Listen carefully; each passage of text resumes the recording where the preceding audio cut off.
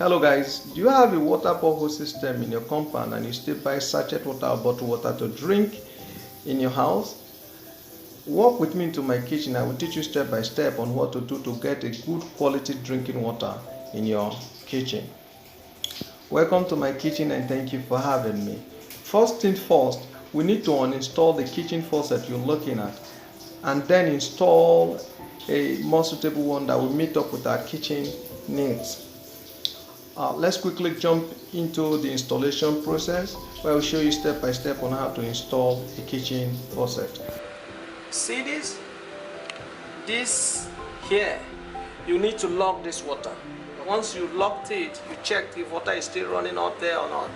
Because if you locked it, water is not supposed to run. Then you disconnect this. You see, there's no water coming out.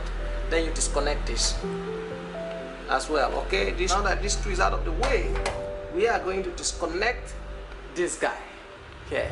So in order to do that, we do this.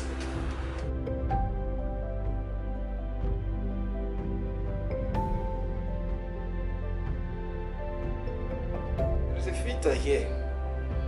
Okay, so you just need to remove this particular one and then remove the filter. Our filter I'm talking about. This, I don't need it. But these two, they are valuable. So you clean them. Once you clean them, you install one here, okay? There like that, and one here, like this. Okay. Please pay attention to the installation process so that you can get it right, as this is a very important process to get a good drinkable water in your kitchen.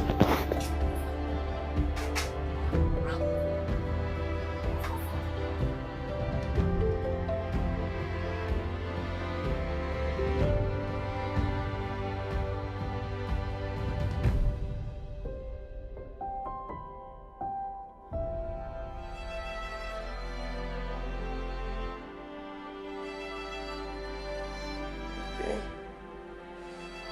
bring it here. Okay, let's see this filter, this one here. We are going to install it here. And we come here. See? There. Then we tied it here. We screw it here. Okay, like this. Then the second filter will be here. Why? Keep it here. Okay? The device we're looking at is called water purifier.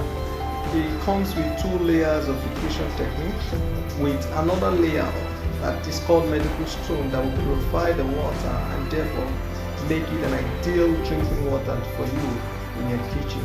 So just watch the installation process. At this stage, it's very simple, okay? All you need to do is to plug it in. Because it's rubber, as you know.